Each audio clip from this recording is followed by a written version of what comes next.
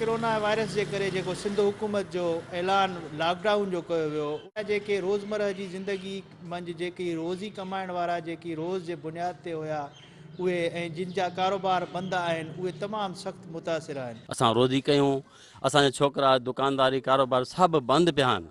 असां हिन महिल तव्हां ॿुधायो त हाणे गवर्नमेंट अॻु में 8 बजे चयो, हाणे हिन महिल 5 बजे दुकान, हाणे माण्हू कोई बि माना ॿाहिरि कोन थो अचे, दुकानदारी तव्हां पाण ॾिसो था पिया हिन महिल। पंहिंजे कारोबार में जेको 300 350 400 ॾियाड़ी कमाइण वारो उहो बि मक़सदु आहे त उहो बि घर वेठो आहे। रोज़ ॾियाड़ी कमाइण वारा, अॼु असांजो लॉकडाउन छाड़ थियो आहे, तारीख़ कमाइण वारा खाइण वारा, घर में 10 भाती, हिकु कमाइण वारो, काॾे वञूं, परेशानी आहे। असां ग़रीब माण्हू काॾे वेंदासीं।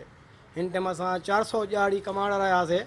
हिन टाइम असां वटि को रुपियो न आहे जो असां हुकूमत खां घुरूं जा कंहिं घुरूं। हिते असां वटि न खाइण पीअण जो राशन आहे, न की पाणी मिठो आहे। असांजा कारोबार जेके कमाइण वारा, 9 भाती खाइण वारा, अकेलो कमाइण वारो माण्हू कहिड़े हिसाब सां अफोर्ड करे। टिकराठो में अॼु ताईं को बि माण्हू जेको गवर्नमेंट जे तरफ़ां या ज़िले इंतिज़ामिया जे तरफ़ां को बि राशन पाणी जे मामले में जेके राशन पाणी जा ऐलान कया विया आहिनि उहे हिते को बि माण्हू न पहुची सघियो आहे, जंहिंजे करे हितां जा जेके माण्हू आहिनि सख़्तु परेशान आहिनि।